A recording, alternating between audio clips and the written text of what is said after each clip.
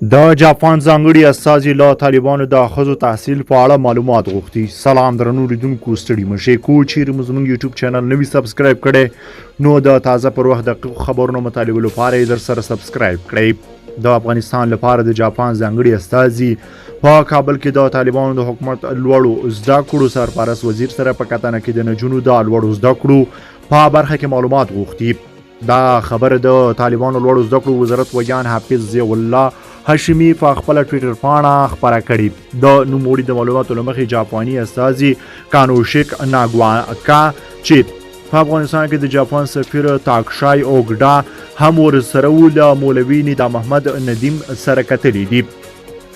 د طالبانو د لوړو زده کړو وزارت په اعلامیه کې ویل شوي چې ښاغلي ندیم د جاپان استازي ته معلومات ورکړي، خو دا یې نه ده په ډاګه کړې چې څه ډول معلومات ورکړل شوي دي.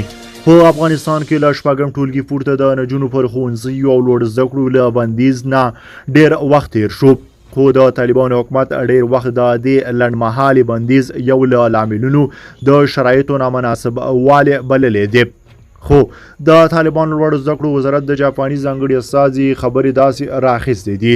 د افغانستان لپاره د جاپان ځانګړي استازي کانوشوک ناګواکا او د یاد هیواد سفیر تاکشای اوګډا د افغانستان امنیتي حالات وستایو او ویل چې اوس مهال په افغانستان کې د تحصیل او نورو برخو د پرمختګ لپاره ښه زمینه برابره شوې ده.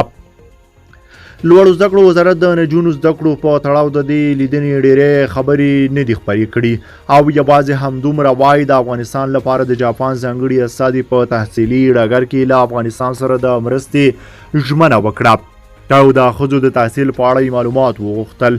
طالبانو لوړو زده کړو وزارت دا هم وایي چې وزیر یې د افغانستان لپاره د جاپان له ځانګړي استازي نه له افغانستان سره د پوهنتونونو د ودانیو جوړولو، لابراتوارونو د تجهیز او استادانو د روزنې په برخه کې د همکارۍ غوښتنه کړې.